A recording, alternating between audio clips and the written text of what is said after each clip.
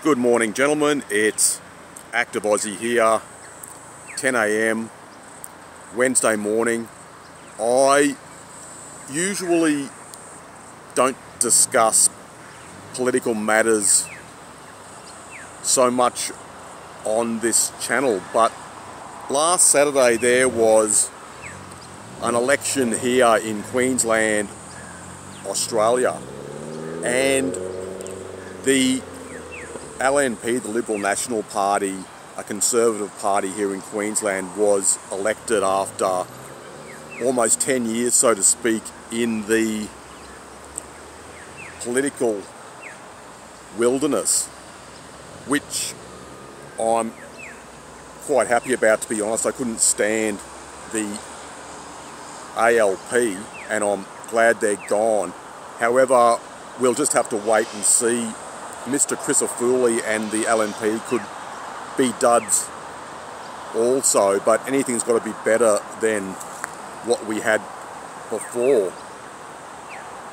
One thing very interesting about the election campaign here was there were some very important issues at play, but within the last 2 weeks, the topic of abortion popped up, and there was a scare campaign, a fear-mongering campaign in regard to the recriminalisation of abortion that was put forward as a tactic, I feel, by the ALP, and the mainstream media was all on board with it. So basically, I just feel it was an opportunistic sort of tactic to try and play on the women are victims type of narrative and try and get votes off that. But it has failed because it looks like the LNP is going to have quite a substantial majority now. They've been elected fair and square, so have the LNP in power for another 4 years, for the next 4 years anyway. Just also want to talk about the upcoming USA election. I really feel that Trump has, you could say, regained the momentum, and I just think it's a bit too late for Harrison Waltz to really do anything about that unless they can come up with something that's really going to resonate, so to speak, with voters. But I just found a sort of parallel with the election here and this upcoming election in the USA, just in regard to the abortion issue, because it's just it was just a distraction here, and we have much more important things to worry about. The main issues here are crime, hospitals, the health system, which is really overstretched, transport and infrastructure, those sort of things, which are a huge problem here in Brisbane, Gold Coast, and the whole of Queensland, to be honest.